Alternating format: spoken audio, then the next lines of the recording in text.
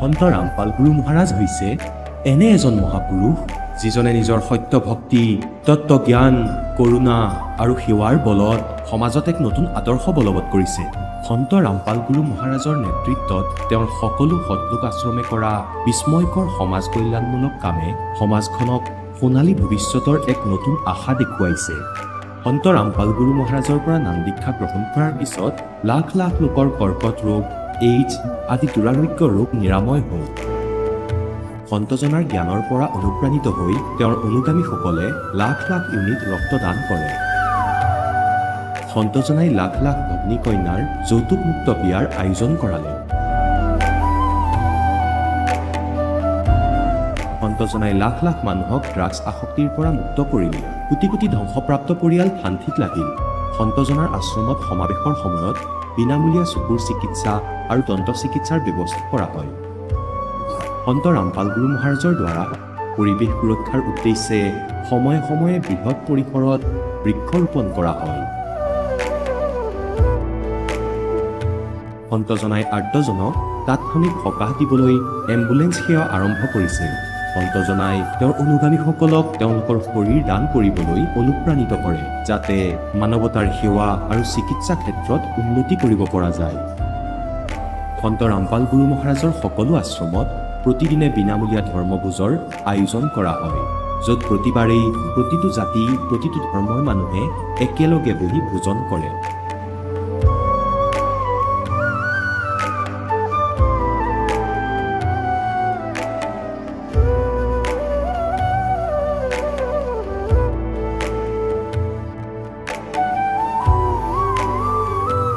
সন্ত ৰামপাল গুৰু মহাৰাজৰ আশ্ৰমত সহস্ৰাধিক বৃদ্ধ বৃদ্ধাই শ্ৰদ্ধা আৰু মৰমেৰে জীৱন যাপন কৰাৰ সুযোগ পায়। তেওঁলোকৰ থকা খোৱাৰ আৰু স্বাস্থ্যৰ সম্পূৰ্ণ দায়িত্ব সন্ত ৰামপাল গুৰু মহাৰাজে বহন কৰে।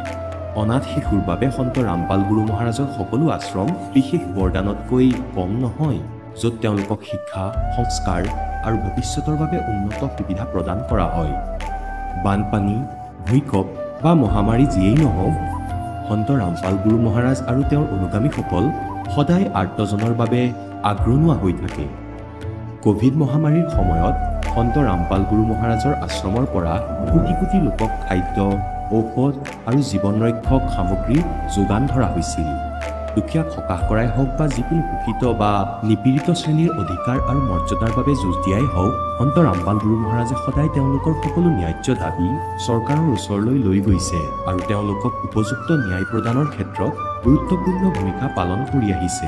সমাজত আধ্যাত্মিক আৰু সামাজিক মূল্যবোধৰ প্ৰতি সজাগতা অনাৰ প্ৰতিটো পদক্ষেপতে সন্ত ৰামপাল গুৰু মহাৰাজ মানৱতাৰ প্ৰকৃত সেৱক হিচাপে প্ৰমাণিত হৈছে। সন্ত ৰামপাল গুৰু মহাৰাজৰ জীৱনে আমাক শিকাইছে যে প্ৰকৃত সেৱা সেইটোহে যিটো নিস্বাৰ্থভাৱে কৰা হয়। আহক আমিও এই মহান সন্তজনৰ এই মহান সেৱাৰ কামত যোগ দিওঁ আৰু সন্ত ৰামপাল গুৰু মহাৰাজৰ পৰা নাম দীক্ষা লৈ আমাৰ জীৱন ধন্য কৰি তোলোঁ।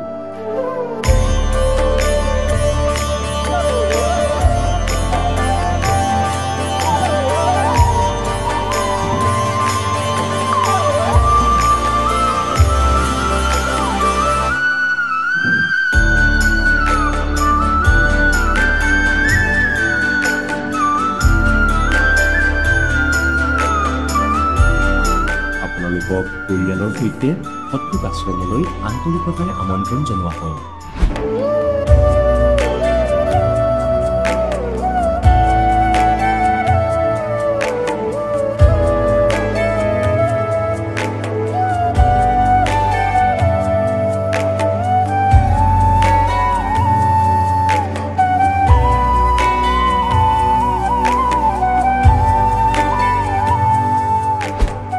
जब लग गुरु मिले ना साचा, तब लग गुरु करो 10 पाचा।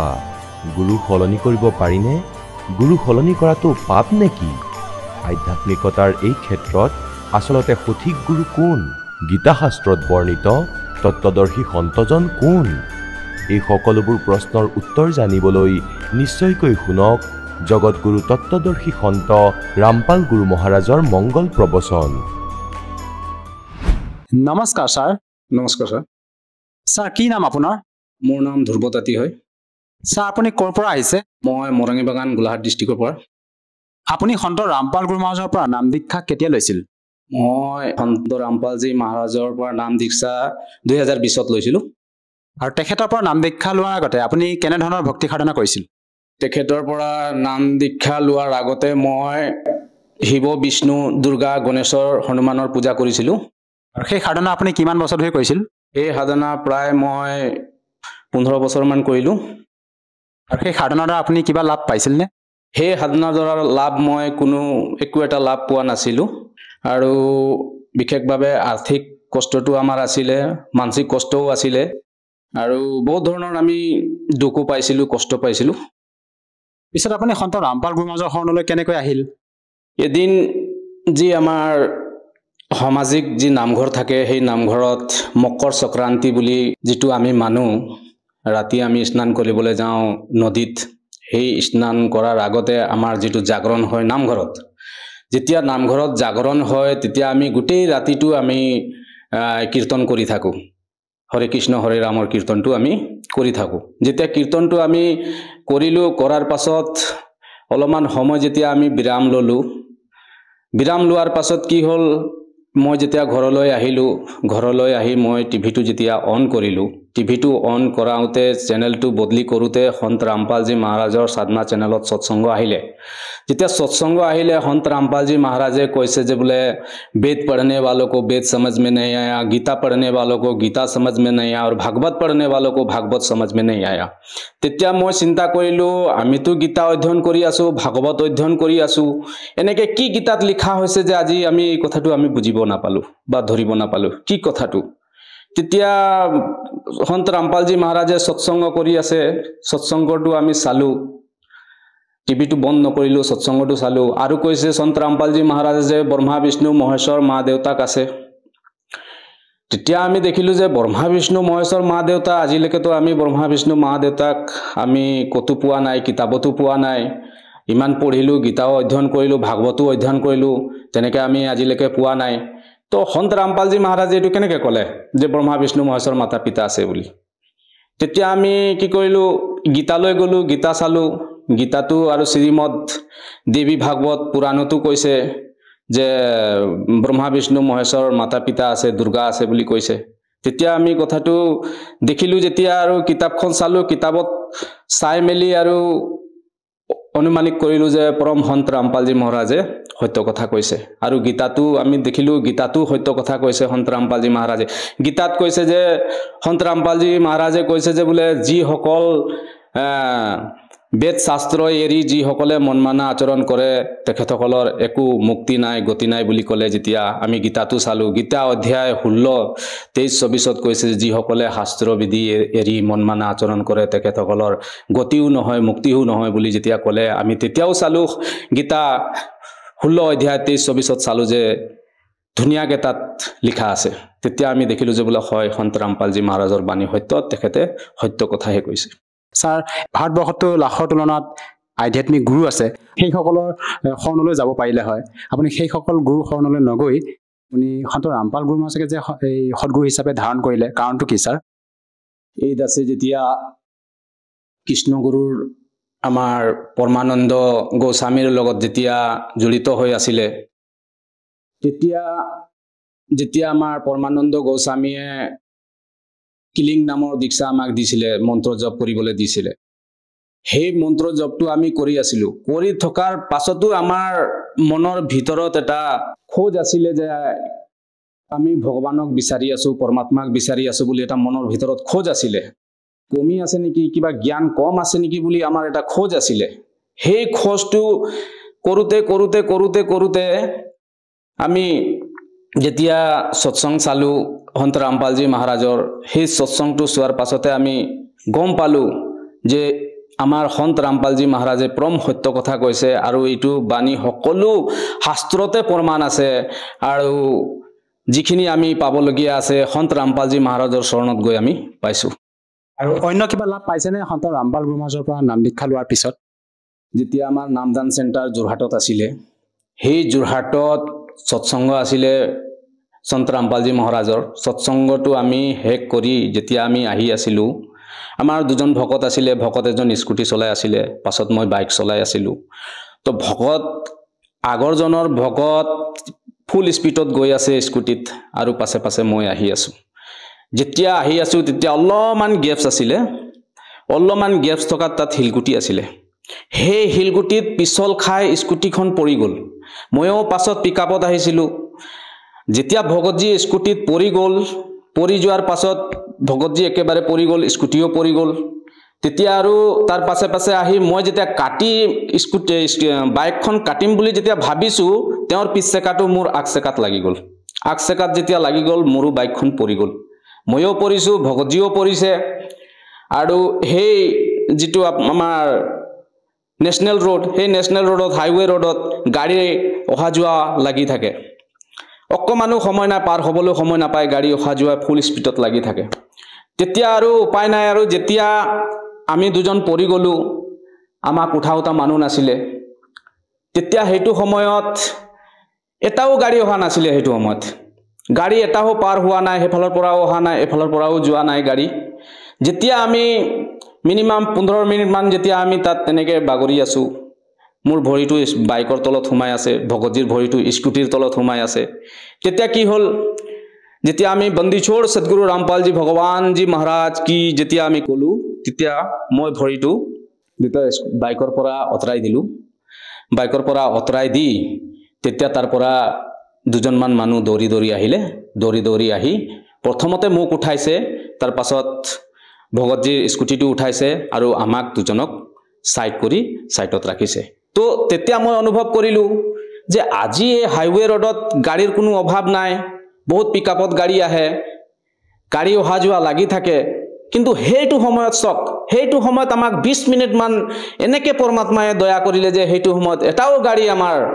পাৰ হ'ব নোৱাৰিলে এটাও গাড়ী অহা যোৱা নাই আমাক ধুনীয়াকৈ যেতিয়া সাইডত কৰিছে তেতিয়া আকৌ গাড়ী অহা যোৱা তাত ষ্টাৰ্ট হৈছে এইটো মালিকৰ দয়া পৰম সত্য আৰু কি হ'ল আমাৰ ভগতমতী ভৰিৰ বিষ উঠিলে ভগতমতী যেতিয়া ভৰিৰ বিষ উঠিছে ভগতমতী থাকিব পৰা নাই বিষত আৰু যেতিয়া থাকিব পৰা নাই ভগতমতী যেতিয়া বাথৰুম যাম বুলি ক'লে মই এনেকৈ লৈ যাওঁ হাতত দাঙি লৈ যাওঁ বুকি লৈ যাওঁ বাথৰুমত লৈ যাওঁ বাথৰুমৰ পৰা আকৌ আনি বুকি আনি মই বিচনাত থৈ দিওঁ তেতিয়া মই ক'লোঁ ভগতমতীক যে বোলে মেডিকেল লৈ যাওঁ ভগতমতী ক'লে যে মই মেডিকেল নাযাওঁ বুলি ক'লে এতিয়া মেডিকেল নাযাওঁ বুলি ক'লে তেতিয়া আৰু বিষ হৈ আছে তেতিয়া মই ক'লোঁ যে বোলে সন্ত ৰামপালজী মহাৰাজৰ চৰণত আমি আছোঁ ভয় কৰিব নালাগে বোলে ভগতমতী যিটো মালিকে মন্ত্ৰ দিছে সেই মন্ত্ৰটো আপুনি জপ কৰক আপুনি জপ কৰাৰ লগে লগে আপুনি নিশ্চয়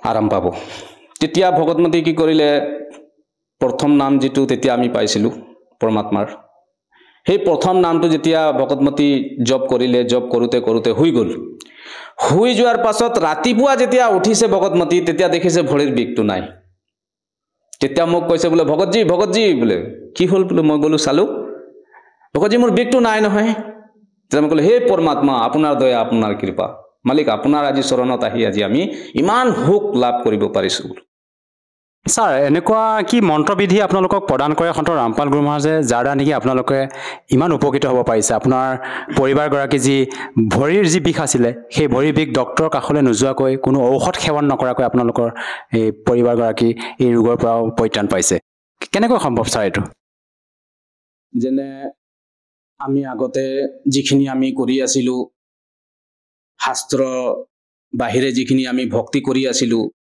সেই ভক্তিৰ ফলাফলটো নাছিলে আৰু সন্ত ৰামপালজী মহাৰাজে কয় যে আপোনালোকে যদি শাস্ত্ৰ অনুকূলে ভক্তি কৰে তেতিয়াহ'লে আপোনাৰ এই চমৎকাৰখিনি হৈ থাকিব আপোনাৰ আৰ্থিক ব্যৱস্থা মানসিক ব্যৱস্থা সকলোখিনি ঠিক থাকিব আজি আমি সেই শাস্ত্ৰৰ অনুকূলে ভক্তি নকৰাৰ কাৰণে আজি আমাৰ সেই দুৰ্গতিটো হৈছিলে আৰু বিশেষকৈ আমাৰ যিটো সাধনা এই ব্ৰহ্মা বিষ্ণু মহেশ যিটো আমাৰ দুৰ্গা গণেশ এইবিলাক যিসকলে দেৱতা আছে মাতা আছে এইবিলাকৰ এটা গুপ্ত নাম আছে এইবিলাকৰ যিটো গুপ্ত নাম আছে সেই গুপ্ত নামটো আমি যদি নাপাওঁ বা নাজানো তেতিয়াহ'লে আমি অন্তিম সময়লৈকেও ভক্তি কৰিলে আমাৰ কোনো কাম নাহিব তো সন্ত ৰামপালজী মহাৰাজে আমাক এই দেৱতাসকলৰ যিটো গুপ্ত নাম হয় সেই গুপ্ত নামখিনি আমাক প্ৰদান কৰে প্ৰদান কৰাৰ পাছত আমাৰ সেই হিচাপে আমাক ভক্তি কৰিবলৈ কয় আমি সেই হিচাপত ভক্তি কৰিলে আমাৰ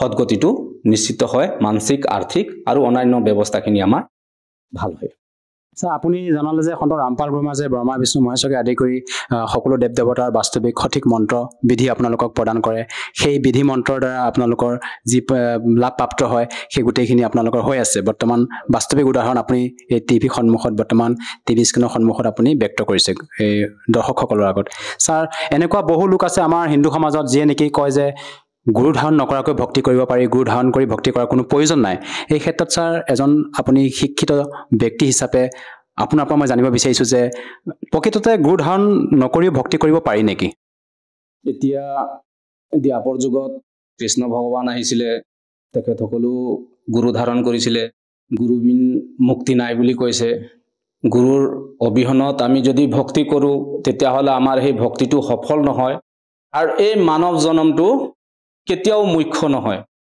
সদগতি নহয় আৰু গুৰু ধৰিব লাগে যেতিয়া ব্ৰহ্মা বিষ্ণু মহেশে গুৰু ধৰিছে তো আমিনো কোন হয় আৰু মানৱ জনম কৈছে যে মানৱ জনম দুৰ্লভ হে মিলে না বাৰম্বাৰ জैसे तरवर से पत्ता टूटे बहुत ना लगता डर তো এই মানৱ জনমটো আমি সফল কৰিবলৈ হলে আমি গুৰু ধাৰণ কৰিব লাগিব আৰু গুৰু নধৰাকে যদি আমি ভক্তি কৰো সেই ভক্তিটো আমাৰ মন মানা আচৰণ হ'ব যেনেকৈ গীতা অধ্যায় 16ত কৈ গৈছে যে 23-24ত কৈ গৈছে যে বোলে যিজনে মন মানা আচৰণ কৰে শাস্ত্ৰবিধি এৰি তেখেতসকলৰ না গতি হয় না মুক্তি হয় বুলি প্ৰমাণিত আছে গীতাত তাতি ডাঙৰীয়া আপুনি সন্ত ৰামপাল গুৰু মহাৰাজৰ পৰা নাম দীক্ষা লৈ বিভিন্ন প্ৰকাৰে লাভ পালে শাৰীৰিকভাৱে হওক আৰ্থিকভাৱে হওক আপুনি বিভিন্ন প্ৰকাৰে লাভ পাইছে যিসকল দৰ্শকে আপোনাক টিভি স্ক্ৰীনত চাই আছে প্ৰত্যক্ষ কৰি আছে এনেকুৱা বহু লোক আছে যিসকল নেকি বৰ্তমান বিভিন্ন সমস্যাত আক্ৰান্ত হৈ আছে বিভিন্ন সমস্যাত ভুক্তভোগী হৈ আছে সেই সকল লোকক আপুনি কি বাৰ্তা দিব বিচাৰে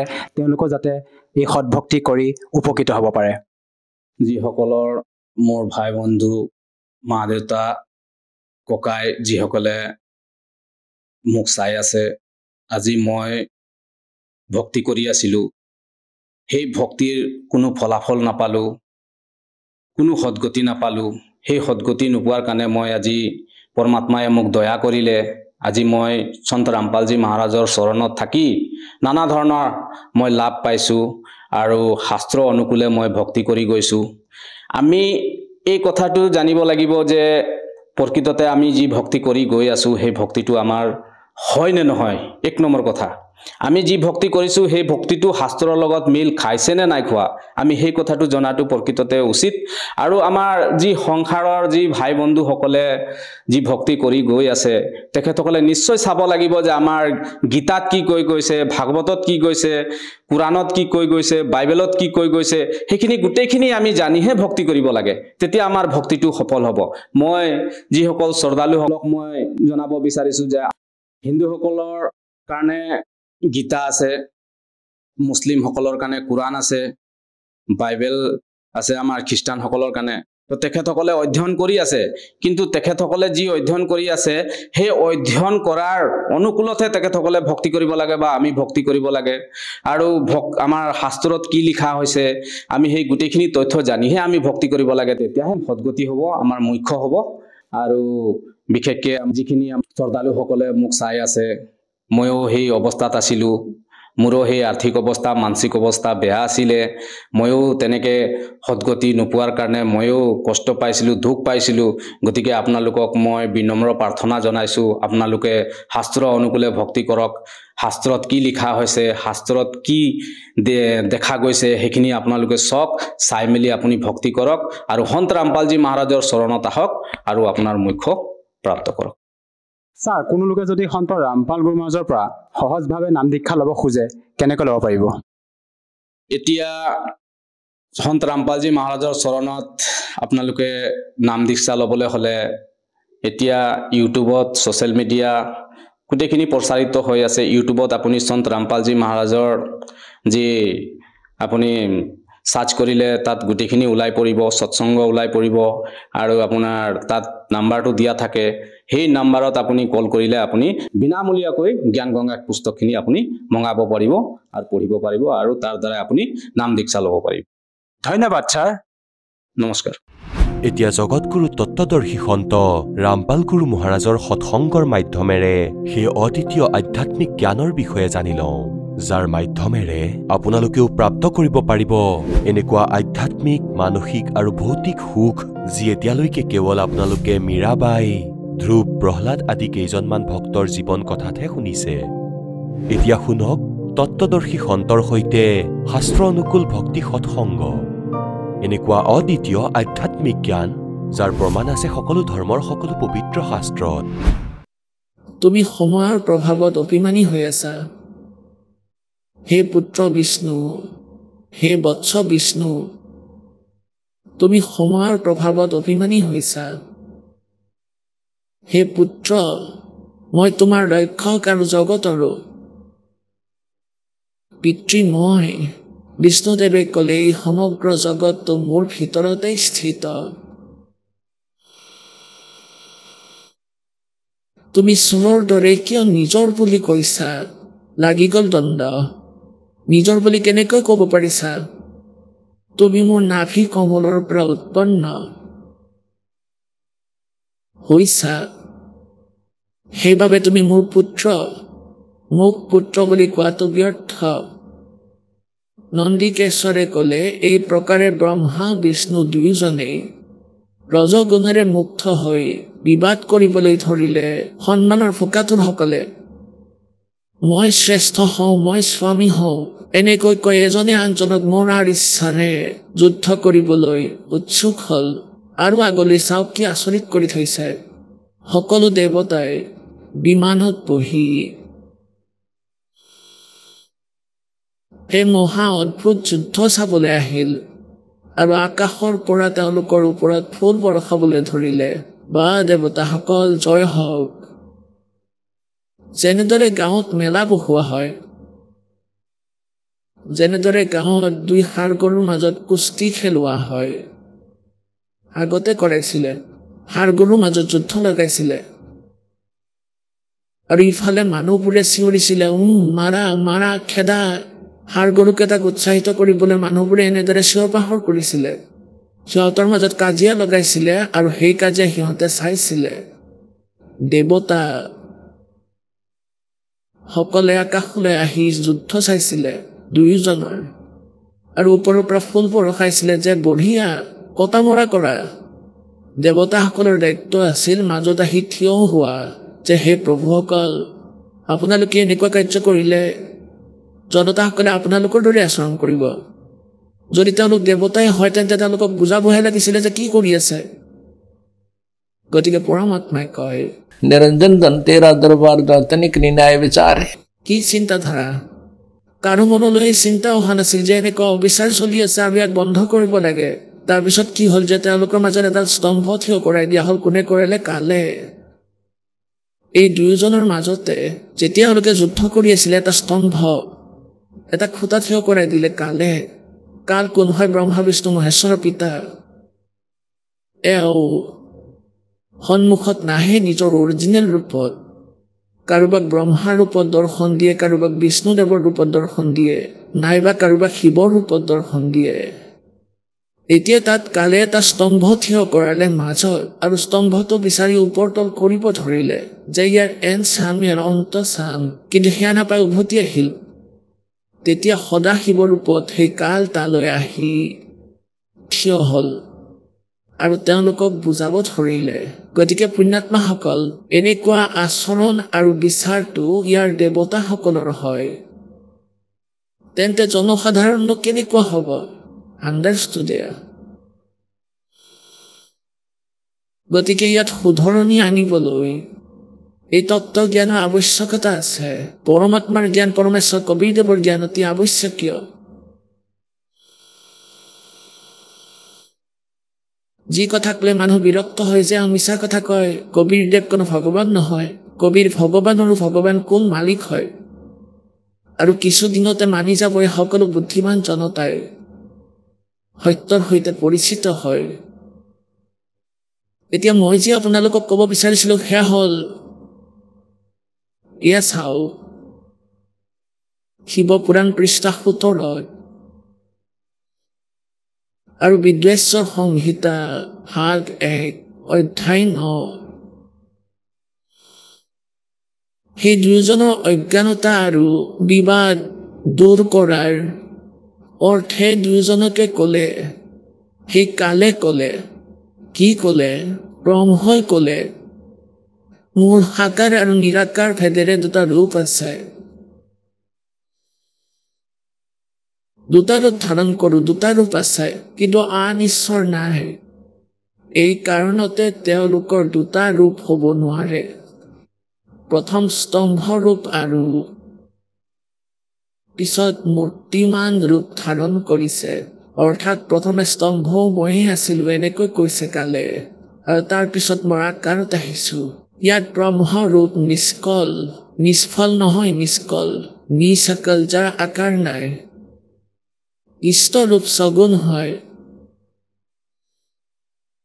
মোৰ এই দুয়োটা ৰূপ সিদ্ধ আন কাৰোৰে নহয় এয়া কালে কৈ আছে ব্ৰহ্মই ব্ৰহ্মা বিষ্ণু মহেশ্বৰৰ পিতা হ'ব পাৰে আন কাৰোৰে হ'ব নোৱাৰে এই কাৰণতে তোমালোক দুয়োকে অথবা আন কাৰোবাক ঈশ্বৰত্ব প্ৰাপ্ত হ'ব নোৱাৰে তোমালোকে যি অজ্ঞানতাৰে নিজকে ঈশ্বৰ মানিছা ব্ৰহ্মা আৰু বিষ্ণুক কৈ আছে কোনে কালে কৈ আছে ব্ৰহ্ম এওঁলোকৰ পিতাই কৈ আছে 21 ব্ৰহ্মাণ্ডৰ ভগৱানে কৈ আছে স্বামী তোমালোকে যি অজ্ঞানতাৰে নিজকে ঈশ্বৰ ভাবিছা অৰ্থাৎ মালিক ভাবিছা ভগৱান ভাবিছা এয়া বৰ অদ্ভুত হ'ল এয়াতো বৰ ভুল হ'ল এয়াতো বৰ আশ্চৰ্যজনক কথা ইয়াক দূৰ কৰিবলৈকে মই ৰণস্থলীলৈ আহিছোঁ এতিয়া তোমালোকে নিজৰ অভিমান ত্যাগ কৰি মই ঈশ্বৰত নিজৰ বুদ্ধি লগোৱা মোৰ প্ৰসাদেৰে লোকত সকলো অৰ্থ প্ৰকাশ হয় মই পৰব্ৰহ্ম হওঁ আৰু মোৰ সাকাৰ নিৰাকাৰ ৰূপে ব্ৰহ্ম হোৱা বাবে মই ঈশ্বৰ হওঁ আৰু মোৰে সাকাৰ নিৰাকাৰ ৰূপ আছে ব্ৰহ্ম হোৱাৰ বাবে মই ঈশ্বৰ অনুগ্ৰহাদিকেই মোৰ কৃত্য সৰ্বব্যাপী হোৱাৰ বাবে আৰু জগতৰ বৰ্ধক হোৱাৰ বাবে মই ব্ৰহ্মা আৰু সেই কেশৱ ব্ৰহ্ম সেই ব্ৰহ্ম কেশৱ সমত্ত আৰু ব্যাপক হোৱাৰ বাবে মই আত্মা মই এই সকলোৰে ঈশ্বৰ এয়া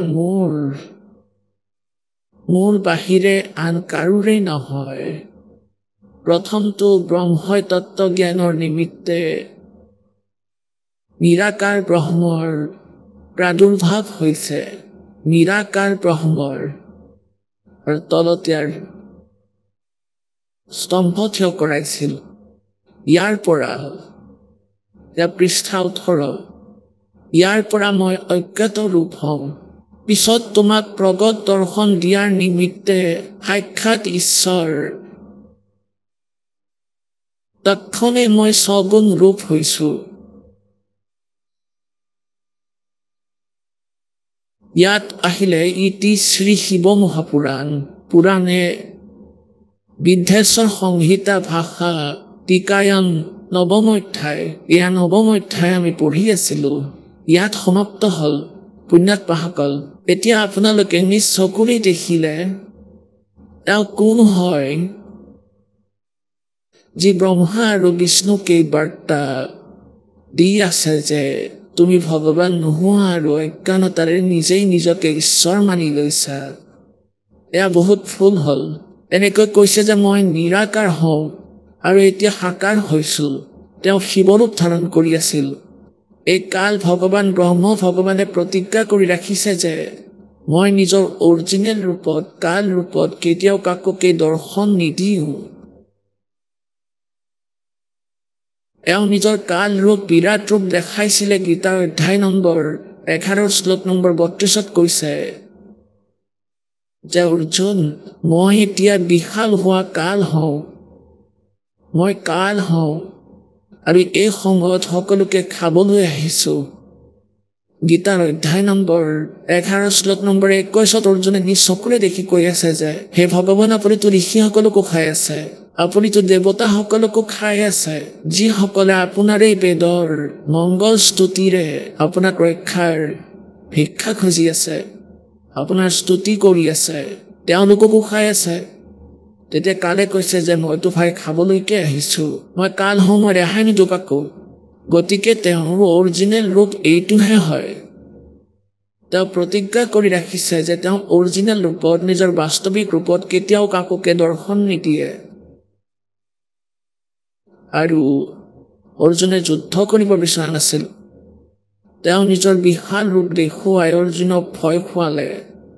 সেই অনৰ্থ কৰাবৰ বাবে, অত্যাচাৰ কৰাবৰ বাবে, অপৰাধ কৰাবৰ বাবে তেওঁ নিজৰ প্ৰতিজ্ঞাও ভংগ কৰিলে। গতিকে সেইবাবে তেওঁ গীতাৰ অধ্যায় নম্বৰ 11 শ্লোক নম্বৰ 47-48 কৈছে যে অৰ্জুন, এয়া মোৰ বাস্তৱিক ৰূপ তুমি দেখিলা। বাস্তৱিক ৰূপ যি তুমি দেখিলা, এয়া না আগতে কোনোবাই দেখিছে, না আগলৈ কোনোবাই দেখিব, না বেদত বৰ্ণিত বিধিৰে, না কোনো জপেৰে না তপেৰে না ক্ৰিয়াৰে মোৰ এই ৰূপৰ দৰ্শন কৰিব নোৱাৰে। এয়াতো মই তোমাক কৃপা কৰি দৰ্শন দিছোঁ। আৰু এতিয়া তেওঁ কি কৰে, কাৰোবাক বিষ্ণু ৰূপ ধাৰণ কৰি দৰ্শন দিয়ে, কাৰোবাক শিৱ ৰূপত, কাৰোবাক ব্ৰহ্মা ৰূপত। এতিয়া যেনেকৈ সাধকসকলে সাধনা কৰে পৰমাত্মাক পাবলৈ, এতিয়া যিসকল ঋষি মুনিয়ে সাধনা কৰিছিলে ব্ৰহ্মা বিষ্ণু মহেশ্বৰৰ লগত কথা পাতিছিলে, দৰ্শন কৰিছিলে আৰু তেওঁলোকৰ লোকলৈ অহা যোৱা কৰিছিলে নিজৰ সিদ্ধি শক্তিৰে, উৰিব পৰা শক্তিৰে। আৰু যেতিয়া তেওঁলোকে ভাবিছিলে ব্ৰহ্মা বিষ্ণু মহেশ্বৰেও কৈছিলে যে পৰমাত্মা কোনো অন্য, কেতিয়াবা কেতিয়াবা কথাই কথাই কৈ দিছিলে যে তেওঁলোকে নিজেও পৰমাত্মাৰ ভক্তি কৰিছিলে আৰু আনকো কৈছিলে যে ভগৱানৰ ভক্তি কৰা। আৰু তেওঁলোকেও কিবা 1000 বছৰলৈকে সাধনা কৰি শেষত ভাগৰি পৰিছিলে ব্ৰহ্মা বিষ্ণু মহেশ্বৰ, যে আন পৰমাত্মা নাই। আৰু শেষত তেওঁলোকে নিৰাকাৰ নাম দিছিলে। গতিকে ঋষি মুনিসকলে আকৌ সাধনা কৰিলে, সৎ যোগৰ অভ্যাস কৰিলে, সমাধিস্থ হোৱাৰ চেষ্টা কৰিলে, মেডিটেশ্যন কৰিলে। তেতিয়া সেই কালে কি কৰিলে, কাৰোবাক ব্ৰহ্মা ৰূপত দৰ্শন দিয়ালে, কাৰোবাক বিষ্ণু ৰূপত। এতিয়া যিয়ে বিষ্ণু ৰূপত দৰ্শন পালে সাধনা কালত চকু মুদি থকা অৱস্থাত, তেতিয়া তেওঁ মানি ল'লে যে বিষ্ণু যাৰ আমি দৰ্শন কৰোঁ শতগুণ ভগৱান, এওঁই পৰমাত্মায়ো নিজেই নিজকে লুকুৱাই ৰাখিছে। গতিকে তেওঁ আহি শতগুণ বিষ্ণুৰ স্তুতি কৰে, আপুনি স্বয়ং পৰমাত্মা, আপুনি নিজে নিজকে লুকুৱাই ৰাখিছে। এই কথা শুনি বিষ্ণু ফুলি গ'ল যে মই ভগৱান। আৰু যিসকল সাধকক ব্ৰহ্মা ৰূপত দৰ্শন দিলে সেই কাল ভগৱানে সাধনা কালৰ সময়ত। গতিকে সেই ব্ৰহ্মা ৰূপত দৰ্শন প্ৰাপ্ত ঋষি মহৰ্ষিয়ে ব্ৰহ্মাদেৱৰ কাষলৈ গৈ ক'লে যে তুমি স্বয়ং প্ৰজাপিতা হোৱা, তুমি সমগ্ৰ সৃষ্টিৰ ৰচয়িতা, তুমি লুকুৱাই ৰাখিছা নিজে নিজকে, আমি তোমাক চিনি পাইছোঁ, তুমি আমাক পাহৰাব নোৱাৰা। এই কথা শুনি ব্ৰহ্মাদেৱো ফুলি গ'ল যে মই ভগৱান। আৰু সেইকাৰণে দুয়োজনৰ মাজত দ্বন্দ্ব লাগি গ'ল। অজ্ঞানতাৰ কথা এয়া, নিজেই নাজানে আৰু আনে কৈছে যে তুমি ভগৱান হোৱা ফুলি যায়, অহংকাৰী হয়। গতিকে এনে অভিমানটো বালকৰ হ'ব পাৰে, বুদ্ধিমানৰ হ'ব নোৱাৰে। গতিকে যিসকলক আমি ভগৱান মানি আছিলোঁ এওঁলোকতো বালক হয়, চিলড্ৰেন হয়। পুণ্যাত্মাসকল, যদি এই প্ৰমাণ আপোনালোকৰ ওচৰত, আমাৰ ওচৰত নাথাকিলহেঁতেন, তেতিয়া দাসৰ এই বচন নিমপাতৰ দৰে তিতা লাগিলহেঁতেন। এয়া কোনেও শুনিবলৈ প্ৰস্তুত নহ'ল হয়। এই শিক্ষাৰ এটা ডাঙৰ যোগদান আমাৰ বাবে এয়াই হৈছে যে আমি সৎগ্ৰন্থসমূহ দেখি পৰমাত্মাৰ যথাৰ্থ জ্ঞানক, মহিমাক বুজি আছোঁ। আৰু এয়া অমূল্য কাম। এই মনুষ্য জীৱনত যদি কিবা উদ্দেশ্য আছে সেয়া পৰমাত্মাক কোৱা, নহ'লে পেটে সকলো হ'ব। খাদ্যৰ বাবে দেখিছা নহয় পোক পতংগবোৰ ইফালে সিফালে ঘূৰি ফুৰে, 1 ছেকেণ্ডো আহৰি নাই। পশু পক্ষীবোৰক চোৱা, ভক্তিহীন প্ৰাণী যি মনুষ্য, তেওঁলোকক চোৱা, 1 ছেকেণ্ডো সময় নাই, মায়া মায়া কৰি থাকে। গতিকে এই পৰমাত্মাৰ ভক্তিৰে আৰু সেই জ্ঞানেৰে এটাতো মায়াৰ এই লোভ শেষ হ'ব যেতিয়া মায়াৰ লোভ শেষ হ'ব তেতিয়া শান্তি হ'ব অন্যথাটো এনেকুৱা যে মায়াৰ লোভো থাকিব আৰু ভক্তি কৰাৰ চেষ্টা মানুহে কৰিবই নোৱাৰিব যদিও কৰে তেন্তে সেয়া ভক্তি তেওঁলোকৰ নহ'বই গতিকে পৰমাত্মাৰ জ্ঞানেৰে আৰু এই ভক্তিৰে অন্তঃকৰণত শান্তি উৎপন্ন হ'ব আৰু এই মায়াৰ যি প্ৰতিযোগিতাত আমি এজনে আনজনক স্পৰ্ধা কৰি আছো সেয়া কমি যাব গতিকে এতিয়া যি জ্ঞান ব্ৰহ্মা আৰু বিষ্ণুদেৱে এই প্ৰকাৰে শংকৰৰ ৰূপত যিসকল সাধকক দৰ্শন দিলে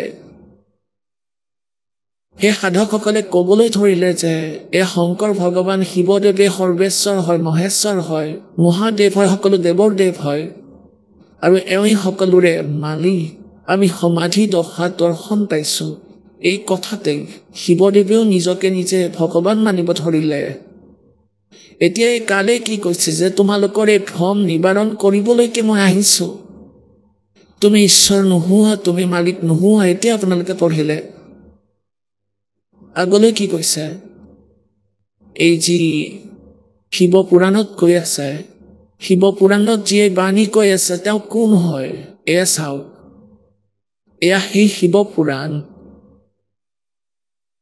পৃষ্ঠা 18 ইয়ালৈকেতো আমি পঢ়িলো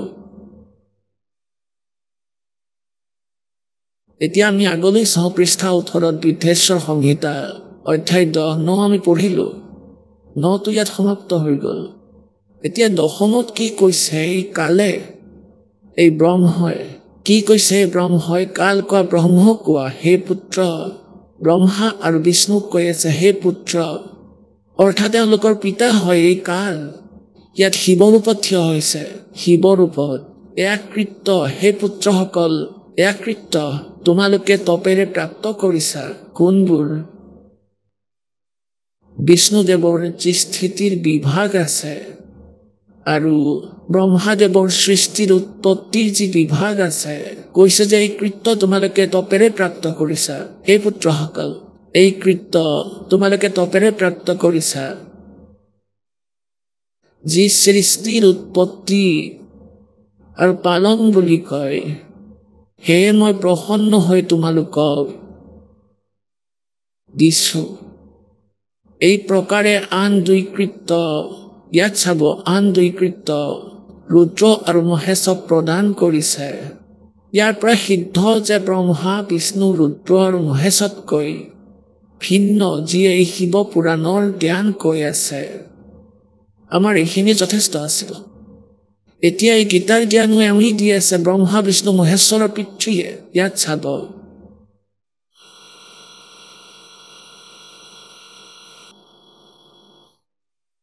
এতিয়া ইয়াৰ পৰা চাম হে সৈন্য এয়া পৃষ্ঠা নম্বৰ 19-18 আপোনালোকে পঢ়িলে অলপতে পৃষ্ঠা নম্বৰ 18 পঢ়িছিলে আপোনালোকে এয়া চাওক এয়া 18 এতিয়া আমি এয়া 19 পৃষ্ঠা পঢ়িম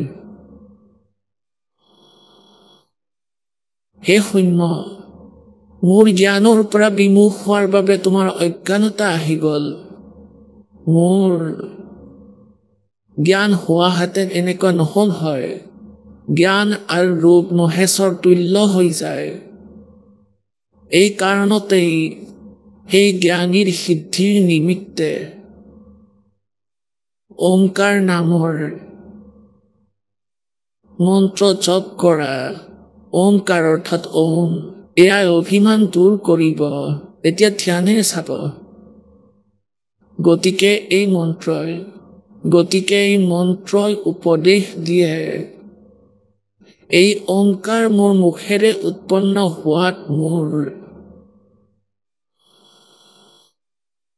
ৰূপৰ এই বোধক আৰু মহামংগল কৰিব এই ওম মন্ত্ৰই এয়া বাচক হয় মই বাচ্য হওঁ এই মন্ত্ৰ মোৰ আত্মা হয় এই ওমকাৰ ইয়াৰ স্মৰণেৰে মোৰ স্মৰণ হয় অমৰ জপেৰে কালৰ ব্ৰহ্মৰ স্মৰণ হয় উত্তৰৰ ফালে মুখৰ পৰা আকাৰ আৰু পশ্চিমৰ মুখৰ পৰা উকাৰ, দক্ষিণৰ মুখৰ পৰা মকাৰ, পূবৰ মুখৰ পৰা বিন্দু আৰু মধ্য মুখৰ পৰা নাদ উৎপন্ন হৈছে। এই প্ৰকাৰে 5 প্ৰকাৰে নিৰ্গত হৈ, এই সকলো এক হৈ ওম এনে এটা আখৰ হৈ যায়। পুণ্যাত্মাসকল গীতাত, শ্ৰীমদ ভাগৱত গীতাত অধ্যায় 8 শ্লোক 13 গীতাৰ জ্ঞানদাতাই কৈছে ওম ইতি একাক্ষৰম ব্ৰহ্ম ব্যৱহাৰণ মাম অনুসৰণ ये त्रियाति तदम देहम से याति परमाम गतिम। गीतार ज्ञानो एवं दिए से काले ब्रह्मा विष्णु महेश्वৰৰ পিতাই। ইয়াতো কৈ আছে যে সকলো একীভূত হয়, একীভূতে কনষ্টে দু ও তত ও ইতি একাক্ষৰম ভাৱত।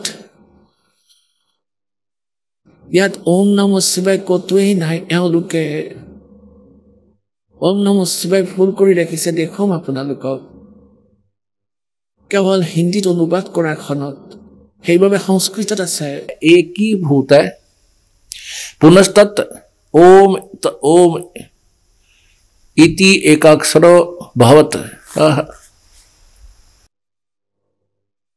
ইয়াত আপুনি কতো ওম নমঃ শিৱায় দেখা নাপায়, নিজে চাই লওক। কতোৱে ওম নমঃ শিৱায় নাই। এই সকলো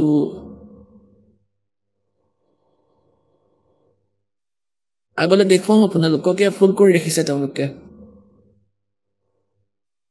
ইয়াত কি লিখা আছে যে এই প্ৰকাৰে 5 প্ৰকাৰে নিৰ্গত হৈ এটা আখৰ হৈ, এই সকলো এক হৈ ওম এনেকুৱা এটা আখৰ হৈ যায়।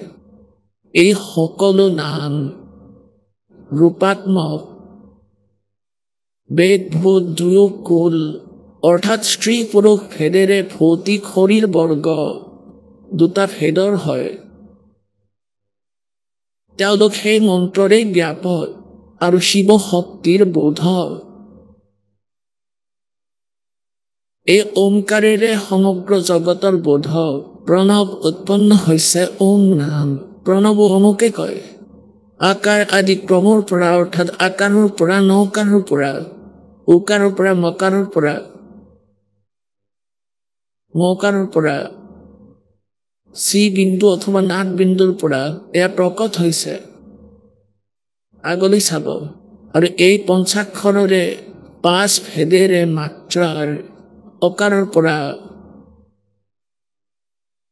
লকাৰ পৰ্যন্ত হৈছে। ইয়াৰ পৰা শিৰো মন্ত্ৰ আৰু 4 মুখেৰে ত্ৰিপদা গায়ত্ৰী হৈছে। তাৰ পৰা সকলো ভেদ উৎপন্ন হৈছে। তাৰ পৰা কৌটি মন্ত্ৰ উৎপন্ন হৈছে ওমৰ পৰা। আৰু সেই মন্ত্ৰৰ পৰা তাৰ কথা অনুসৰি সিদ্ধি হয়। এয়া চোৱা, ইয়াৰ পৰা সিদ্ধি হয়, কিন্তু পঞ্চাক্ষৰ মন্ত্ৰৰে সমূহ সিদ্ধি হয়।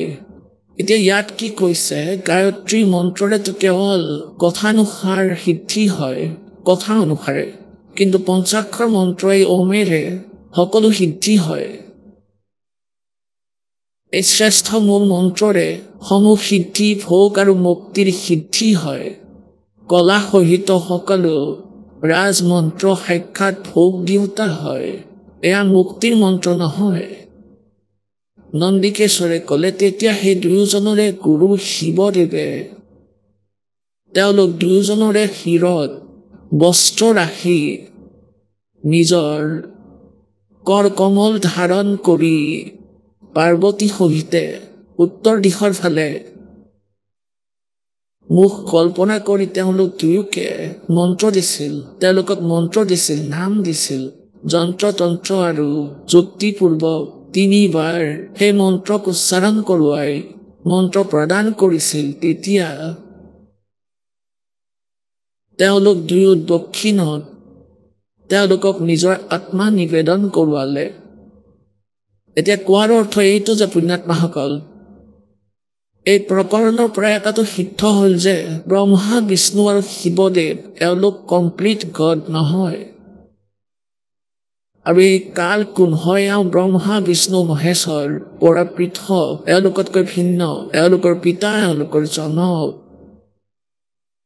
স্থূল শৰীৰ এওঁৰ পৰা এওঁলোকে প্ৰাপ্ত কৰিছে দুৰ্গা এওঁলোকৰ মাতৃ যি শিৱদেৱৰ ৰূপত প্ৰকট হোৱা কালৰ লগত পাৰ্বতী ৰূপত কোন আছিলে যি গুচি গ'ল তাত থিয় হৈ আছিল আৰু এওঁলোক দুজন গুচি গ'ল এওঁ দুৰ্গা আছিল এজনে পাৰ্বতীৰ ৰূপ ধাৰণ কৰি আৰু আনজনে শিৱৰ ৰূপ ধাৰণ কৰি আঁতৰি যায় কেতিয়াবা কৈ ব্ৰহ্মাৰ ৰূপ ধাৰণ কৰে কালে আৰু দুৰ্গাই সাবিত্ৰী ৰূপত পত্নী হিচাপে তেওঁৰ লগত থাকে আৰু কেতিয়াবা বিষ্ণু ৰূপ ধাৰণ কৰে আৰু দুৰ্গাই লক্ষ্মী ৰূপ ধাৰণ কৰি এওঁৰ লগতেই থাকে গতিকে এনেকৈ এওঁলোকে সকলোকে আভুৱ হৈ আছে সত্যতাৰ পৰা দূৰত ৰাখিছে নিজৰ বাস্তৱিকতাৰ কথাও এওঁলোকক নকয় এওঁলোকক মাথো কৈছে যে ওম নাম হয় আৰু ওম মোৰ মন্ত্ৰ ইয়াত জপ কৰিলে ইয়াৰ সকলো সিদ্ধি ভোগ তোমালোকে প্ৰাপ্ত কৰিবা এওঁলোকে তাতে বিভ্ৰান্ত কৰিব আৰম্ভ কৰিলে এতিয়া অলপ খেলি মেলি দেখুৱাও এই কলিযুগৰ অনুবাদকসকলে কি ধৰণে খেলি মেলি কৰিছে শিৱ পুৰাণ এতিয়া দেখুৱাম শ্ৰী শিৱ পুৰাণ যি কেৱল হিন্দী ইয়াতো আপোনালোকক দেখুৱাইছো ইয়াততো সংস্কৃত লগতে আছে সংস্কৃতে আমাক এইটো ক্লিয়াৰ কৰি দিছে যে ইয়াত ওম নমঃ শিৱায় বুলি কোনো মন্ত্ৰ নাই কেৱল ওম মন্ত্ৰ হে পূজাৰ বাবে ব্যৱস্থা কৰিছে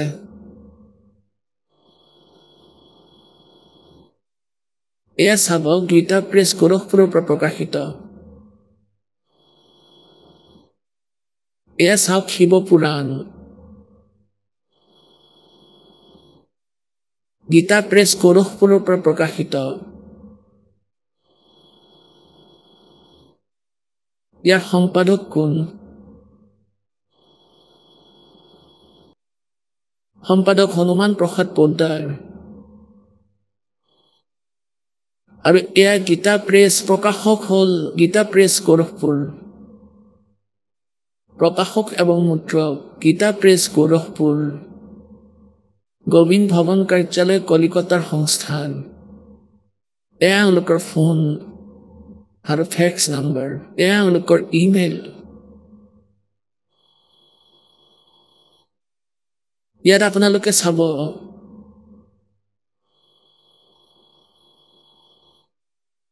২৪-২৫ পৃষ্ঠাত সেই প্ৰকৰণেই আছে ব্ৰহ্মা আৰু বিষ্ণু পৰস্পৰৰ কাজিয়া লাগিল তেওঁলোকৰ মাজত এয়া হ'ল বিদ্বেশ্বৰ সংহিতা তেওঁলোকে কেৱল ইয়াৰ অনুবাদহে কৰিছে সংস্কৃতত লিখা নাই এই ২৪ পৃষ্ঠাত এই দুয়োৰে মাজত ব্ৰহ্মা আৰু বিষ্ণুৰ মাজত কালে এক তেজময় স্তম্ভ পিলাৰ থিয় কৰাই দিলে নিজৰ সিদ্ধিৰে তেতিয়া এই দুয়োজনে ভাবিব ধৰিলে ইয়াত কি তাৰপিছত এই কাল প্ৰকট হ'ল শিৱ ৰূপত ইয়াতে কি কৈছে যে ব্ৰহ্মা আৰু বিষ্ণুই সুধিলে প্ৰভু সৃষ্টি আদি ৫ কৃত্যৰ লক্ষণ কি এয়া আমাক দুয়োকে জনাও ভগৱান শিৱই ক'লে মোৰ কৰ্তব্যক জনা আৰু বুজাটো অত্যন্ত কঠিন তথাপিও মই কওঁ কৃপাপূৰ্বক তেওঁৰ বিষয়ে কৈ আছো আগলি চাওক আমাৰ যি দৰকাৰ আছে আমি সেয়া পূৰা কৰিম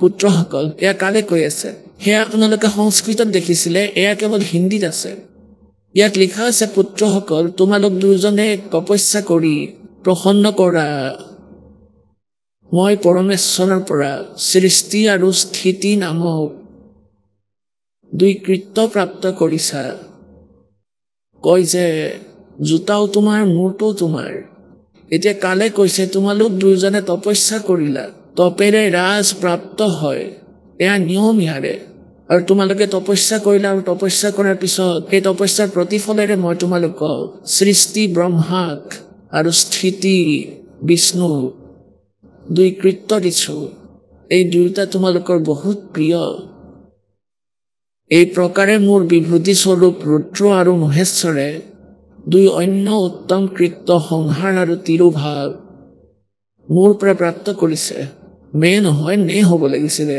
এতিয়া যি এই কাল গীতাৰ জ্ঞানদাতা তেওঁহে এতিয়া ইয়াত জ্ঞান দি আছে ব্ৰহ্মা বিষ্ণু মহেশ আৰু ৰুদ্ৰ এই ৪জন বেলেগ হয় ব্ৰহ্মা বিষ্ণু এয়া দুজন হ'ল, ৰুদ্ৰ আৰু মহেশ এয়া দুজন বেলেগ হ'ল 4জন, আৰু কোৱাজন বেলেগ 5জন। মোৰ পৰা প্ৰাপ্ত কৰিছে, কিন্তু অনুগ্ৰহ নামক কৃত্য আন কোনোৱে পাব নোৱাৰে। ৰুদ্ৰ আৰু মহেশ্বৰে নিজৰ কৰ্মক নাপাহৰিলে, সেয়েহে মই তেওঁলোকৰ বাবে নিজৰ সমানতা প্ৰদান কৰিছো। কালি কৈ আছে যি সেই ৰূপত থিয় হৈ আছে শিৱ ৰূপত, কৈছে ৰুদ্ৰ আৰু মহেশক মই নিজৰে ৰূপ দিছো, অৰ্থাৎ তেওঁলোক বেলেগ হয়। ইতি সিদ্ধান্ত। আহক আমি এতিয়া সেই শ্ৰদ্ধালুসকলৰ অনুভৱবোৰ জানো, যিসকলে জগতগুৰু তত্ত্বদৰ্শী সন্ত ৰামপাল গুৰু মহাৰাজৰ পৰা দীক্ষা প্ৰাপ্ত কৰিছে তথা তেওঁ কোৱা ভক্তি মাৰ্গ এওঁলোকে অৱলম্বন কৰি আছে। নমস্কাৰ। সৎ সাহেব। কি নাম হয় আপোনাৰ? কল্যাণী দাসী। ক'ৰ পৰা আহিছে আপুনি? মই ছত্তীশগড়ৰ। সন্ত ৰামপালদেৱ মহাৰাজৰ পৰা আপুনি নাম দীক্ষা কেতিয়া ল'লে? ছাৰ মই সন্ত ৰামপালদেৱ মহাৰাজৰ পৰা নাম দীক্ষা 2017ত লৈছিলোঁ। সন্ত ৰামপালদেৱ মহাৰাজৰ পৰা নাম দীক্ষা লোৱাৰ আগতে আপুনি কি ভক্তি সাধনা কৰিছিল? সন্ত ৰামপালদেৱ মহাৰাজৰ পৰা নাম দীক্ষা লোৱাৰ আগতে মই আমাৰ হিন্দু ধৰ্মৰ যি দেৱী দেৱতা আছিল তেওঁলোকৰ ভক্তি কৰিছিলোঁ। তেন্তে আপুনি সন্ত ৰামপালদেৱ মহাৰাজৰ শৰণলৈ কিয় আহিল? ছাৰ এনেকুৱা হ'ল, মোৰ যি স্বামী আছে তেওঁৰ মানে এজন বন্ধু আছে, দাদা, তেওঁ আগতে নাম দীক্ষা লৈছিলে, সন্ত ৰামপালদেৱ মহাৰাজৰ পৰা নাম দীক্ষা লৈ থৈছিলে। গতিকে তেওঁ ক'লে যে মোৰ স্বামীক যে তুমিও ব'লা এবাৰ হাৰিয়ানালৈ, সন্ত ৰামপালদেৱ মহাৰাজৰ সৎসং শুনিবা। তেখেতে মানৱ আমাৰ এই মনুষ্য জীৱন কি কাৰণে পাইছোঁ ভক্তি কৰিবলৈ, তেওঁ সেই সঠিক ভক্তিৰ কথা কয়, তেওঁ সকলো শাস্ত্ৰকে প্ৰমাণ দি কথাবোৰ কয়। আপুনি নাম দীক্ষা লওক বা নলওক তথাপিও ব'লক। তেতিয়া আমি ভাবিলোঁ যে এবাৰ যোৱাটো ভাল হ'ব। তেতিয়া আমি ফুৰাৰ পাৰ্পাছ লৈ গৈছিলোঁ ছাৰ, যে এবাৰ চাই আহোঁ। আৰু তালৈ যোৱাৰ পিছত মোৰ হাজবেণ্ডৰ বহুত ভাল লাগিল যে এওঁ সঁচাকৈ যিবোৰ দি আছে এই জ্ঞান, সেয়া আজিলৈকে কোনো সন্ত আমাৰ যিবোৰ গুৰু আছিল আমি ভাগৱত কৰোঁতে দেখিছিলোঁ, তেওঁলোকৰ পৰা আমি এনেকুৱা জ্ঞান কেতিয়াও শুনা নাই। তেতিয়া তেওঁ ক'লে যে মইতো নাম দীক্ষা ল'মেই, তুমি ল'বানে নোলোৱা সন্ত ৰামপালদেৱ মহাৰাজৰ পৰা? মোৰ সেই সময়ত ইমান জ্ঞান নাছিল ছাৰ, মই সৎসংগ শুনিছিলোঁ বাৰু, কিন্তু মোৰ ইমান বিশ্বাস নাছিলে। তথাপিও মই ভাবিলোঁ যে যিহেতু তেওঁ লৈ আছে গতিকে ময়ো ল'ব লাগে। তেতিয়া ময়ো নাম দীক্ষা ল'লোঁ। সন্ত ৰামপালদেৱ মহাৰাজৰ পৰা নাম দীক্ষা লোৱাৰ পিছত আপোনাৰ কি লাভ হ'ল? সন্ত ৰামপালদেৱ মহাৰাজৰ পৰা নাম দীক্ষা লোৱাৰ পাছত বহুত লাভ পালোঁ। ইমান লাভ পালোঁ যে ছাৰ ক'ব নোৱাৰোঁ, কৈ কৈ মই ভাগৰি পৰিম ছাৰ, কিন্তু কোৱা শেষ নহ'ব, ইমানেই লাভ পাইছোঁ ছাৰ। মানে মোৰ 2জন ল'ৰা আগতে আছিলে, তৃতীয়জনৰ কি হ'ল, মানে যেতিয়া 2018 চনত মোৰ যেতিয়া প্ৰেগনেঞ্চি হ'ল, যেতিয়া মই ডক্টৰৰ ওচৰলৈ গ'লোঁ তেতিয়া ডক্টৰে ক'লে যে আপুনি প্ৰেগনেণ্ট, এতিয়া আমি চাম ছ'ন'গ্ৰাফি কৰি যে কেঁচুৱাটো ঠিকে আছেনে নাই, আপুনি ৰাখিব পাৰিবনে নাই। যেতিয়া ছ'ন'গ্ৰাফি কৰিলোঁ তেতিয়া ডক্টৰে ক'লে যে আপোনাৰ সন্তানটো আছে বাৰু এতিয়া, কিন্তু নৰ্মেল নহয়, আপুনি এতিয়া এইটো এবৰ্চন কৰাই লওক, নহ'লে দিগদাৰী হ'ব পাৰে, বিকলাংগও হ'ব পাৰে, অথবা মানসিক ৰূপত আন কিবা সমস্যা হ'ব পাৰে, আপোনাৰ দিগদাৰ হ'ব, সাধাৰণ ল'ৰাৰ দৰে ই নহ'ব, এনেকৈ ডাইৰেক্ট কৈ দিছিলে। তেতিয়া আমিও ভয় খালোঁ আৰু আমিও কৈ দিলোঁ যে বাচ্চাটো নাৰাখোঁ, এবৰ্চন কৰাম। আৰু তাৰপিছত যেতিয়া প্ৰাৰ্থনা জনালোঁ, প্ৰাৰ্থনাত সন্ত ৰামপালদেৱ মহাৰাজে ক'লে যে আপুনি ভক্তি কৰক, পৰমাত্মাই সকলো ঠিক কৰি দিব। আমি কিছুমান নাম খণ্ড কৰি দিছিলোঁ ভগতদেৱ, যাৰ বাবে এই সমস্যাবোৰ হৈছিল। তাৰপিছত প্ৰথমে আমি হৰিয়ানালৈ গ'লোঁ, তালৈ গৈ আমি শুদ্ধিকৰণ কৰাই ইয়ালৈ আহিলোঁ। তাৰপিছত সন্ত ৰামপালদেৱ মহাৰাজক আকৌ প্ৰাৰ্থনা জনালোঁ যে আমি নাম শুদ্ধিকৰণ কৰাই লৈছোঁ, এতিয়া কি কৰোঁ? তেতিয়া ক'লে যে আপুনি আৰু এবাৰ ছ'ন'গ্ৰাফি কৰাওক, মালিকে দয়া কৰিব।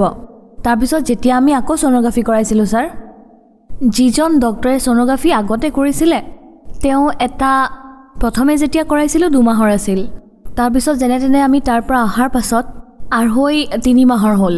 গতিকে যদি আপুনি আগৰ ছ'ন'গ্ৰাফিৰ ৰিপৰ্ট চাই আৰু এতিয়াৰ ৰিপৰ্ট চাই, এয়া কি চমৎকাৰ।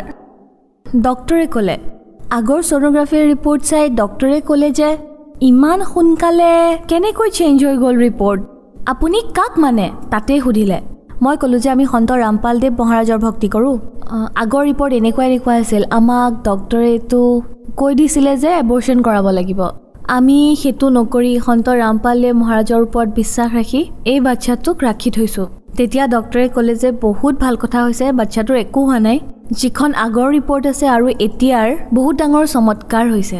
ডক্টৰে নিজেই ক'লে যেতিয়া মই চেকআপৰ বাবে গৈছিলোঁ, যেতিয়া প্ৰথম ৰিপৰ্টটো চাইছিল তেতিয়া ডাইৰেক্ট কৈ দিছিলে যে আপুনি কাক মানে আৰু কি হিচাপে আপোনাৰ এই চেঞ্জ হৈছে। যেতিয়া ছ'ন'গ্ৰাফি কৰাইছিলোঁ ছাৰ, ভালে অহা হ'ল ফাৰ্ষ্ট ৰিপৰ্ট, আৰু বৰ্তমানৰ ৰিপৰ্ট চাই তেওঁলোকে বহুত আচৰিত হৈ গৈছিল। ছাৰ, এই বাচ্চাটো সেইটোৱে হয় যাক ডক্টৰে এবনৰ্মেল বুলি কৈছিলে, অসুস্থ বুলি কৈছিল, কিন্তু সন্ত ৰামপালদেৱ মহাৰাজৰ কৃপাত আজি এই বাচ্চাটো একেবাৰে সুস্থ। ছাৰ, এয়া মোৰ ৰিপৰ্ট, য'ত এবনৰ্মেল প্ৰেগনেঞ্চি বুলি দেখাইছে। ভাল নহয়, ইয়াতে বাচ্চাটো ৰাখিব নোৱাৰে, তেনেকৈ এই ৰিপৰ্টখনত দেখুৱাইছিল ছাৰ। ডক্টৰে এবৰ্চন কৰোৱাৰো ছাজেশ্যন দি দিছিলে, ঔষধো লিখি দিছিলে যে আপুনি এই ঔষধ ল'ব পাৰে, এনেকৈ কৈ দিছিল। আমি সন্ত ৰামপালদেৱ মহাৰাজক প্ৰাৰ্থনা জনোৱাৰ পাছত অহা এই ৰিপৰ্ট, ইয়াতে ৰিপৰ্ট বহুত ভালেই আহিছে আৰু ডক্টৰে সম্পূৰ্ণৰূপে সুস্থ বুলি কৈছিলে যে ইয়াত একো সমস্যাই নাই, এই বাচ্চাটো আপুনি ৰাখিব পাৰে, এনেকৈ কৈছিলে ছাৰ। আৰু ডক্টৰে এইটোও সুধিছিলে যে আপুনি কোনজন ভগৱানক মানে, যিয়ে এমাহো হোৱা নাছিলে 10-15 দিনৰ আগৰ ৰিপৰ্ট আৰু আজিৰ ৰিপৰ্টত ইমান সলনি কেনেকৈ হ'ব পাৰে।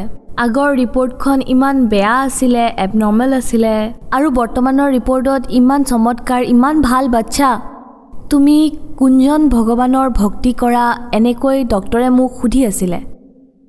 তেতিয়া মই ক'লোঁ যে সন্ত ৰামপালদেৱ মহাৰাজৰ ভক্তি কৰোঁ, তেওঁ সকলো শাস্ত্ৰতে প্ৰমাণ দেখুৱাই জ্ঞান দিয়ে, যাৰ পৰা আমি লাভ পাওঁ আৰু বহুত লাভ পাইছোঁ।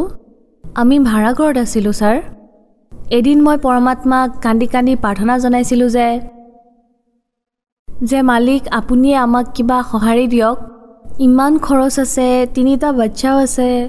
পৰমাত্মাই বছৰো সম্পূৰ্ণ নহ'ল ছাৰ, আৰু পৰমাত্মাই ইমান ডাঙৰ ঘৰ আমাক দিয়াই দিলে যে মই ক'ব নোৱাৰোঁ। সন্ত ৰামপালদেৱ মহাৰাজে ইমান লাভ দিছে ছাৰ, বহুত লাভ দিছে, আৰু আৰ্থিক লাভ, ল'ৰা ছোৱালীক বিপদৰ পৰা দূৰত, আৰু শাৰীৰিক লাভ ছাৰ, আৰু বহুত কিবা কিবি লাভ পায়ে থাকোঁ ছাৰ।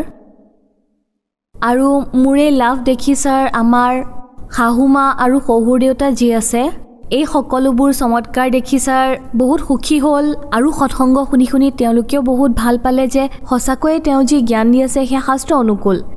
গতিকে তেওঁলোকেও নাম দীক্ষা লৈ আছে ছাৰ, আৰু বহুত ভালদৰে ভক্তি কৰি আছে। মোৰ শাহুমাৰ অলপ চকুৰ সমস্যা আছিল ছাৰ, তেওঁ ধোঁৱা দেখিছিলে, তাতো তেওঁ বহুত লাভ পালে। আৰু মোৰ শহুৰ দেউতা, তেওঁৰ চৰ্মৰোগ আছিল ছাৰ, তেওঁ বহুত লাভ পালে, আৰু এতিয়া সকলোবোৰ ঠিকে আছে ছাৰ। সন্ত ৰামপালদেৱ মহাৰাজৰ পৰা নাম দীক্ষা লোৱাৰ পিছত আপুনি বহুত লাভ পালে। ইয়াতে এটা প্ৰশ্ন উঠে, ডক্টৰে আপোনাক কৈছিলে যে আপুনি এবৰ্চন কৰিব লাগিব, আপোনাক ঔষধ আৰু অপাৰেশ্যনৰ তাৰিখো দি দিলে, কিন্তু আপুনি সন্ত ৰামপালদেৱ মহাৰাজৰ পৰা নাম দীক্ষা ল'লে আৰু আপুনি ঠিক হৈ গ'ল। আৰু সেই কেঁচুৱাটো এতিয়া 3 বছৰ হ'ল, আপুনি নিগেটিভ ৰিপৰ্টো দেখাইছে আৰু পজিটিভ ৰিপৰ্টো দেখাইছে। তেন্তে কেনেকৈ সম্ভৱ হৈ উঠিছে যে য'ত মেডিকেল চায়েন্স ফেইল হৈ আছে, তাতে সন্ত ৰামপালদেৱ মহাৰাজে বেমাৰবোৰ ঠিক কৰি আছে? ছাৰ, সন্ত ৰামপালদেৱ মহাৰাজে আমাক সঠিক ভক্তি দি আছে ছাৰ, কিন্তু আন গুৰুসকলে নিজৰ মনৰ মতে ভক্তি সাধনাৰ কথা কয়, কিন্তু সন্ত ৰামপালদেৱ মহাৰাজে আমাক শাস্ত্ৰ অনুসৰি ভক্তিৰ কথা কয়, আৰু ইয়াৰ পৰাই আমাৰ লাভ হয় ছাৰ। এই মেডিচিনক বাৰু গুৰুত্বপূৰ্ণ বস্তু বুলি মানো আমি ছাৰ, কিন্তু তাতকৈ ডাঙৰ আমাৰ পৰমাত্মা হয় ছাৰ। সেই হিচাপে আমাক সন্ত ৰামপালদেৱ মহাৰাজে সকলো শাস্ত্ৰৰ হিচাপত ভক্তিৰ কথা কৈ আছে, আৰু সঠিক ভক্তিৰ কাৰণেই আমি লাভ পাওঁ ছাৰ।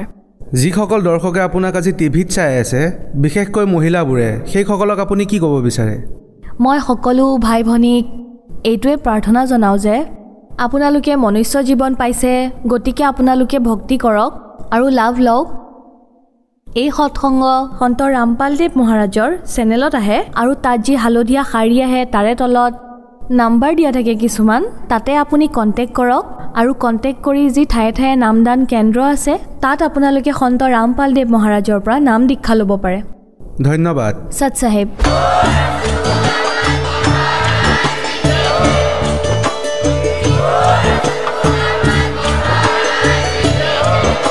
আপুনি শুনি আছিলে জগতগুৰু তত্ত্বদৰ্শী সন্ত ৰামপাল গুৰু মহাৰাজৰ মংগল প্ৰবচন। অধিক জানিবৰ বাবে ভিজিট কৰক www.jagatgururampalji.com www.naamdikha.org সন্ত ৰামপাল গুৰু মহাৰাজৰ শুভ আশীৰ্বাদত সমগ্ৰ বিশ্বতে 500তকৈ অধিক নাম দীক্ষা কেন্দ্ৰ আছে য'ত সন্ত ৰামপাল গুৰু মহাৰাজৰ দ্বাৰা বিনামূলীয়াকৈ নাম দীক্ষা দি থকা হৈছে আপোনাৰ ওচৰৰ নাম দীক্ষা কেন্দ্ৰৰ ঠিকনা জানিবলৈ সম্পৰ্ক কৰক 7082208528